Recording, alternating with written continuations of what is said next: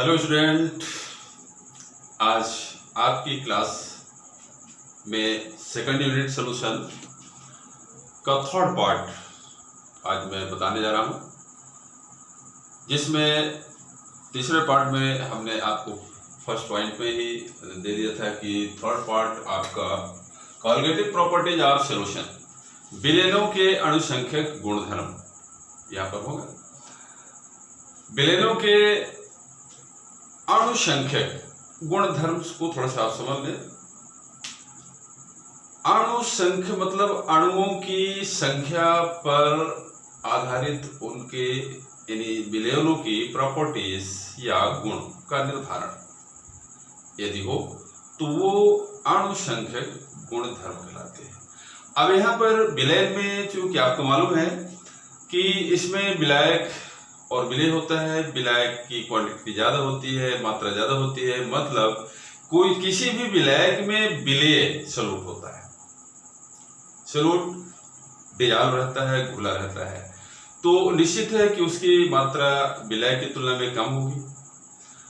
अब यहाँ पर किसी दिए हुए निश्चित ताप पर, निश्चित टेम्परेचर पर, निश्चित वॉल्यूम पर, निश्चित आयतन में, जैसे हम 1 लीटर लें, 500 ml लें, 200 ml लें, 100 ml लें, XYZ कुछ भी लें, जितने भी हम वॉल्यूम लेंगे उस सॉल्यूशन का, उसमें जो भी पदार्थ, जो भी सब्सटेंस डिजॉल्व है, घुला हुआ है, वो निश्चित रूप से सॉल्यूट होगा, विलेय होगा। और विलेय के जो कण होंगे, पार्टिकल्स होंगे, चाहे वो अणु मान लो आप, चाहे वो परमाणु की स्टेज में है या आणविक स्टेज में है, किसी भी स्टेज में पार्टिकल्स जो होंगे उनकी संख्या पर विलेनों के बहुत सारे गुण डिपेंडेंट होते हैं, जबकि उसकी संरचना या संगठन, वो जो अणु घुला हुआ है, जो मॉलिक्यूल्स घुला हुआ है, उसकी संरचना या संगठन पर ये गुण डिपेंडेंट नहीं होते हैं, केवल उनकी संख्या, नंबर ऑफ जितना भी होगा उनकी संख्या पर, नंबर ऑफ पार्टिकल्स पर ही डिपेंडेंट होते हैं। इसे विलेनों के अणुसंख्यक गुणधर्म कहते हैं।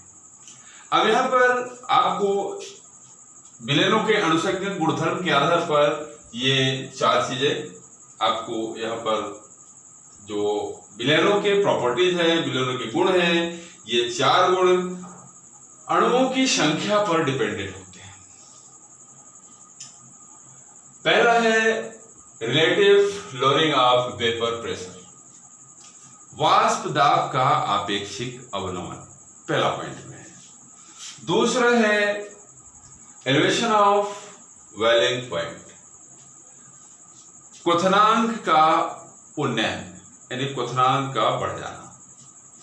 थर्ड में आता है डिप्रेशन ऑफ फ्रीजिंग पॉइंट यानी हिमांक का अवनमन, यानी जमाव बिंदु जो होता है, फ्रीजिंग है जो होता है, फ्रीजिंग पॉइंट होता है, जमाव बिंदु होता है, उसका गिरना, नीचे गिरना, अवनमन। और जो चौथा है osmotic pressure of solution, villain का ऑस्मोटिक प्रेशर, परासरण दाब। ये 4 प्रॉपर्टीज हैं जो विलेय में उपस्थित विलेय के कणों की संख्या पर डिपेंडेंट होते हैं। अब हम इनको एक एक करके आपको बताते जा रहे हैं, आप इसको नोट भी करते रहिए। और साथ में एक चीज ध्यान में रखना है, जब भी आप पढ़ने के लिए यहाँ पर आए, सामने बैठे, वीडियोस देखें, तो आप अपनी बुक और रफ जरूर खोल के रखें, और उसमें जो मेन पॉइंट यहाँ पर हम कुछ बीच में बताते जा रहे हैं, जबकि जिसको बार बार लिखा भी नहीं जा सकता है, लिखने की जरूरत भी नहीं रहती है, तो उसको आप जरूर पॉइंट उसको नोट करते रहें। अब हम आगे चलते हैं। अब यहाँ पर फर्स्ट पॉइंट में आपको हम बता रहे हैं relative lowering of vapour pressure, वाष्प दाब का अपेक्षिक अवनमन। यहाँ पर थोड़ा सा हमको समझ लेना है कि सबसे पहले अपेक्षिक अवनमन तो ठीक है, अवनमन भी ठीक है, वाष्प दाब किसका होना है? वाष्प दाब का अपेक्षिक अवनमन है या वाष्प दाब का अवनमन। यहाँ सबसे पहले हमें ये जानना है कि आखिर ये वाष्प दाब क्या है, वेपर प्रेशर क्या है। ध्यान दें, किसी भी द्रव की सतह पर जब भी द्रव वाष्पित होता है, उसको हीट दी जाती है, ऊष्मा दी जाती है, तो उसके सतह के कण जो पार्टिकल्स होते हैं, जिस भी स्टेज होता है, आणविक, परमाणुविक, आयनिक, वो द्रव की सतह को छोड़कर वेपराइजेशन हो जाता है, उनका मतलब वाष्पीकरण हो जाता है, वाष्प में कन्वर्ट हो जाते हैं। ये क्यों होता है? सभी को मालूम है कि कोई भी एटम होगा, कोई भी परमाणु होगा, अणु होगा, उसको यदि एक्स्ट्रा ऑफ एनर्जी दी जाए, बाहर से हीट किया जाए, हीटिंग की जाए, गर्म किया जाए उसको, तो निश्चित रूप से कोई भी परमाणु या कण एनर्जी को एब्जॉर्ब कर लेता है और अधिक सक्रिय हो जाता है, एक्टिव हो जाता है, कहने का मतलब मोटिव, मोबाइल हो जाता है, उसकी जो गति है वो बढ़ जाती है। तो जब गति बढ़ जाती है तो द्रव की सतह पर जो भी कण आता है, उच्चतम गतिज ऊर्जा के कारण वो सरफेस को छोड़कर आउट हो जाएगा और उसी को वेपराइजेशन हम कहने लगते हैं। यहां पर ध्यान ये रखना है कि द्रव की सतह पर वाष्प कणों के द्वारा जो भी प्रेशर लगाया जाता है वो वेपर प्रेशर कहलाएगा, वाष्प दाब कहलाएगा। बट किन परिस्थितियों में और कैसे, ये हमें थोड़ा सा जानना है। हम आपको एक जो उसकी पोजीशन, किस पोजीशन पे उसके द्वारा दाब आरोपित करने पर ही वो वाष्प दाब होगा, उसको हम थोड़ा यहाँ पर क्लियर करते हैं। सबसे पहले वाष्प दाब के लिए आप ऐसा मान लें कि जैसे मान लीजिए कि किसी एक जार में या बड़े बर्तन में, मान लो आपके पास कोई भगोना है, बड़ा सा खुला ओपन सिस्टम में है, यहाँ पर जल भरा हुआ है, यानी पानी भरा हुआ, इसकी एक रेंज निश्चित हमने सीमा यहाँ तक भरा हुआ है, ये लेवल है इसकी। अब इसको यदि हम ओपन में रख दें, खुले एटमॉस्फेयर में, खुले वातावरण में रख दें, चाहे सूर्य की रोशनी हो तब भी, न हो तब भी, आपने देखा होगा कि अक्सर जो खुले बर्तनों में यदि आप बाहर पानी रख दें तो उसका धीरे धीरे वेपराइजेशन होने लगता है, होता रहता है, हम देख नहीं पाते हैं, लेकिन जब 2-3 दिन बाद आप देखेंगे तो उसमें जिस लेवल से हमने भरा था उससे लेवल नीचे, जो जल की मात्रा लगभग कुछ नीचे मात्रा मिलती है, यानी जल खत्म हो जाता है, उस बर्तन का जो लेवल था उस वाटर का, पानी का, वो लोएस्ट हो जाता है, नीचे हो जाता है, लो होता है। तो निश्चित रूप से यहाँ पर वेपराइजेशन के कारण जल के कण बाहर उत्सर्जित हो गए और अनकंट्रोल होने के कारण, क्योंकि आपको मालूम है गैस जितना भी स्थान पाती है वो भागती चली जाती है, चाहे जितना भी स्थान हो, कहीं एक स्टे नहीं होती हो, जब तक उसको गैप मिलता चला जाएगा वो भाग जाएगी। लेकिन यहां पर यदि इसी को एक कांच के हम बेलजार से ढकते हैं, इसको हमने ढक दिया, अब जब ढक दिया तो यहां से वेपराइजेशन करने वाले जो कण होंगे, पार्टिकल्स होंगे, यहां से इस सरफेस को, सतह को छोड़ करके और ऊपर भागेंगे, लेकिन यहाँ पर बेलजार की सतह जो कांच की बनी हुई है, यहाँ से टक्कर करेंगे और टक्कर के कारण इसमें एनर्जी डिस्ट्रीब्यूशन होता है और वर्क हो गया, वर्क में एनर्जी लॉस होगी। जब एनर्जी लॉस होगी तो निश्चित रूप से उसमें जब ऊर्जा कमी होगी तो उसके जो मोटिविटी होगी, उसकी जो रफ्तार होगी, स्पीड होगी, वो मंद होगी, वो रोलिंग करेगा और ऐसे लुढ़कता वो इधर को भागेगा तो यहाँ पर आकर के टकरा देगा और जब यहाँ टकरा गया तो इसमें वो लेवल पे मिल जाएगा, अन्य द्रव कणों के साथ में कॉम्बिनेशन कर लेगा, मिल जाएगा और इसी को हम बोलते हैं कंडेंसेशन, यानी संघनन क्रिया होगी। अब यहाँ पर आप समझें कि मान लीजिए कि स्टार्टिंग में जो स्टार्ट पॉइंट है, स्टार्ट पॉइंट में मतलब फर्स्ट सेकंड हम ले रहे हैं। पहले सेकंड में हम सपोज करते हैं कि 100 मॉलिक्यूल्स या पार्टिकल्स, 100 मॉलिक्यूल्स इस सरफेस से वाष्पित हो रहे थे और उस एक सेकंड में संघनित होने वाले यानी कंडेंसेशन करने वाले कणों की संख्या, ये वेपरेशन है, ये कंडेंसेशन है, मान लो कि 2 थे, सिर्फ 2 कण थे। अब इसके बाद 10 सेकंड बाद, आफ्टर टू 10 सेकंड, मान लीजिए कि वेपराइजेशन करने वाले कणों की संख्या आप 100 ही है, 100 है, कंटिन्यू। लेकिन यहां पर आफ्टर टू 10 सेकंड कंडेंसेशन करने वाले कणों की संख्या मान लीजिए कि 20 हो जाती है। 20 सेकंड बाद वेपराइजेशन करने वाले कणों की संख्या तो ऑलरेडी 100 है, इसको आप और कंडेंसेशन में अब इस समय 20 सेकंड बाद मान लीजिए कि 50 हो गया। इसी तरह से 30 सेकंड बाद वेपरेशन और कंडेंसेशन में मान लीजिए कि यहां पर ये 100 था, यहां भी 100 है और यहां पर 80 हो गया। और 40वें सेकंड में वेपराइजेशन और कंडेंसेशन करने वाले कणों की संख्या 100 to 100 हो गई।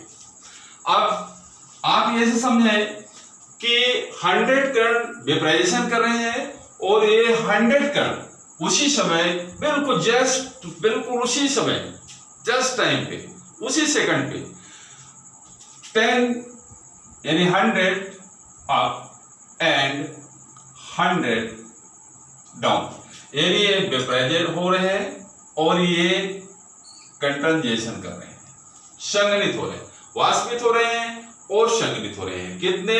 एक ही समय में एक निश्चित ताप हमने टेम्परेचर रखा हुआ है, T is constant, temperature fix है। इस फिक्स टेम्परेचर पर 100 पार्टिकल्स, मॉलिक्यूल्स हो या जो भी हो, 100 पार्टिकल्स वेपराइज हो रहे हैं और 100 ही उसी समय ये संघनित हो रहे हैं, इनका कंडेंसेशन होता है। यह अवस्था इसकी साम्य अवस्था कहलाएगी, यानी इसको स्टेट इक्विलिब्रियम आप बोल सकते हैं। इक्विलिब्रियम यानी कांस्टेंट पोजीशन, स्थिर अवस्था हो गई। क्योंकि यहां पर अब ये मालूम नहीं है, इसमें जो लोएस्ट लो जा रहा था, इसका सरफेस का वॉल्यूम आयतन कम हो रहा था, वो अब रुक गया है। अब ये अनंत काल तक रुका रहेगा, इसको बोलते हैं स्टेट ऑफ इक्विलिब्रियम। अब यहां पर ये अवस्था स्टेट ऑफ इक्विलिब्रियम ये हो गई। इस अवस्था पर अब किसी भी द्रव की सतह पर, मतलब साम्य अवस्था पर, स्टेट ऑफ इक्विलिब्रियम पर, किसी भी द्रव की सतह पर वाष्प कणों द्वारा लगाया गया दाब वाष्प दाब कहलाता है। करेक्ट? तो यहां पर हमें समझ में आ गया कि वाष्प दाब क्या है। वाष्प दाब ऐसे नहीं कि किसी भी समय जब द्रव और वाष्प कणों के मध्य एक स्टेट ऑफ इक्विलिब्रियम, एक साम्य अवस्था स्थापित हो जाती है। मतलब वाष्पित होने वाले कणों की संख्या यानी vaporisation particles and condensation particles are equal position, दोनों की एक इक्वल पोजीशन हो जाती है। एक समान स्थिति हो जाती है, मतलब जितने कण वाष्पित हो रहे हैं उतने ही कण संग्रहित हो रहे हैं। तो इस समय इसकी ये क्या हो जाएगी, साम्य अवस्था, स्टेट ऑफ इक्विलिब्रियम हो जाएगी। और इस अवस्था पर किसी भी द्रव की सतह पर वाष्प के कणों द्वारा लगाया गया प्रेशर या दाब ही वाष्प दाब कहलाता है। देखिए अब यहां पर आपको ये समझ में आ गया कि वाष्प दाब वास्तव में क्या है।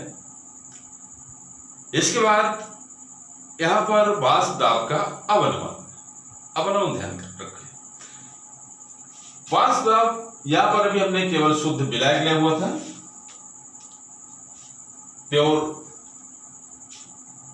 सॉल्वेंट था, शुद्ध विलायक था। अब यदि यहां पर कोई अवाष्पशील विलेय, मतलब अवाष्पशील का मतलब होता है कि यदि उसको आप गर्म भी करें तो वो अपना सरफेस छोड़ करके बाहर नहीं निकलेगा, ऊपर नहीं जाएगा, हवा में नहीं उड़ेगा, तो वो अवाष्पशील हो गए। जैसे मान लो कि हम पानी में शक्कर डाल दें तो पानी और गर्म करें तो शक्कर के कण पानी के कणों के साथ वाष्पित होकर नहीं जाएंगे। तो यहाँ पर जो शक्कर के कण है वो अवाष्पशील विलेय है। अब आपको थोड़ा समझना है वाष्प दाब अवनमन क्या होगा। यहां भी कुछ ऐसा भी कहा गया है कि ये अणुसंख्यक गुण में नहीं आता है, आपेक्षिक अवनमन भर आता है, लेकिन ऐसा नहीं है। अवनमन किस कारण हो रहा है, जो भी विलेय, जो भी सॉल्यूट जितनी मात्रा में हम किसी भी सॉल्वेंट में विलायक में डालेंगे तो निश्चित रूप से 1 लीटर में जैसे मान लो हमने वैल्यूम निश्चित लिया हुआ है 1 लीटर में जितना भी विलायक है, सॉल्वेंट है, उसमें हम अलग से यदि विलेय की मात्रा डालते जाएं तो उतना विलायक की मात्रा ऑलरेडी कम होती जाएगी और विलेय की मात्रा उसमें बढ़ती, क्योंकि वो 1 लीटर में इंक्लूड होगा। तो इस तरह से जितने भी मात्रा ज्यादा होगी, जब भी हम उसको हीट करेंगे या एक्स्ट्रा एनर्जी देते हैं तो विलायक के कण तो निश्चित रूप से वाष्पित होंगे, लेकिन यहां पर आपको ध्यान में रखना है कि चूंकि विलयन एक समांगी मिश्रण है, आपको ध्यान में रखना है। तो ऐसा नहीं है कि केवल ऊपरी सतह पर विलायक के जो पार्टिकल्स होते हैं, सॉल्वेंट के केवल पार्टिकल ही मौजूद रहते हैं और जो सॉल्यूट होगा यानी विलेय के वो तलहटी पे, सरफेस पे रह जाते हैं, तो उसके विब्रेशन में कोई भी डिफेक्ट नहीं पड़ेगा। आपको ये मालूम है कि चूंकि सॉल्यूशन एक समांगी मिश्रण है, होमोजेनस सॉल्यूशन मतलब मिक्सचर है, तो यदि समांगी है, होमोजेनस है, मिक्सचर है, तो निश्चित है कि उसका प्रत्येक पार्ट में जो उसका वितरण होगा वो इक्वल होगा, समान होगा। तो सतह पर हो, चाहे मध्य भाग में हो, चाहे नीचे भाग में हो, XYZ कहीं भी हो, जब प्रत्येक जगह every part is part of solution और इक्वल पोजीशन, यदि ऐसा है तो निश्चित रूप से हर जगह पर जो सॉल्यूट के कण मौजूद हैं। अब सतह पर भी है, तो सतह पर जैसे ही कोई भी यहां पर सतह पर सरफेस पर उपस्थित जो ये सॉल्वेंट का पार्टिकल्स है, जब ये ऊपर जाने की कोशिश करता है तो यहां पर जो सॉल्यूट का भी बगल से ये सॉल्यूट का भी कण है, तो इसके बाहर निकलने में मतलब वेपराइजेशन में ये बाधा उत्पन्न करेगा, अवरोध उत्पन्न करता है, रोकता है, ये बैरियर का काम कर रहा है। जब रोकता है तो जब ये इसको रोक दिया तो यहां पर जो विलायक का कण है इसके बगल में जितना गैप है वही केवल वेपराइजेशन होगा या वाष्पित होगा। तो बीच बीच में ये कणों को जितनी मात्रा में सॉल्यूट के कण जितनी ज्यादा कंसंट्रेशन होगा, जितनी ज्यादा मात्रा में होगा, उतना अवरोध उत्पन्न होगा और उतना ही वेपराइजेशन में कमी आ जाएगी। और इस तरह से ये वाष्प दाब में निश्चित रूप से जो संघनित होने वाले कणों की, कंडेंसेशन वाले करने वाले कणों की संख्या भी निश्चित रूप से कम हो जाएगी। जब कम हो जाएगी तो स्वाभाविक है कि उसका वाष्प दाब उच्च टेम्परेचर पर, उच्च ताप पर गिर जाएगा, सीधी सी बात है। इसे ही विलेय के कणों के द्वारा यदि किसी भी विलयन का वाष्प दाब कम हो जाता है, इसे वाष्प दाब अवनमन कहते हैं। अब यहाँ पर ध्यान रखना है थोड़ा सा कि आपेक्षिक अवनमन, इसके बाद इसी में राउल्ट का नियम रिलेटेड है जिसको हम आगे बताएंगे। तो आपेक्षिक अवनमन में विलेय और विलायक किसी भी सॉल्यूशन में जो सॉल्वेंट प्लस सॉल्यूट के विलेय के मोल्स हैं या पार्टिकल्स के जो कण हैं, कणों की संख्या है, और वहां पर विलेय और विलायक तथा विलायक जो भी वेपराइजेशन होगा, वाष्पीकरण होगा, वो केवल विलायक के मतलब सॉल्वेंट के कणों का होगा, विलेय के कण का नहीं होगा। बट उसके इस अवनमन में दोनों विलेय का निश्चित योगदान होता है क्योंकि बैरिक काम कर रहा है। तो जब दोनों का एवरेज रेशियो लिया जाता है तो वो आपेक्षिक अवनमन कहलाएगा। अब इसको हम आगे नेक्स्ट वीडियो में राउल्ट के नियम और वाष्प दाब का आपेक्षिक अवनमन में आपको हम बताएंगे। आज के लिए इतना ही। Thank you.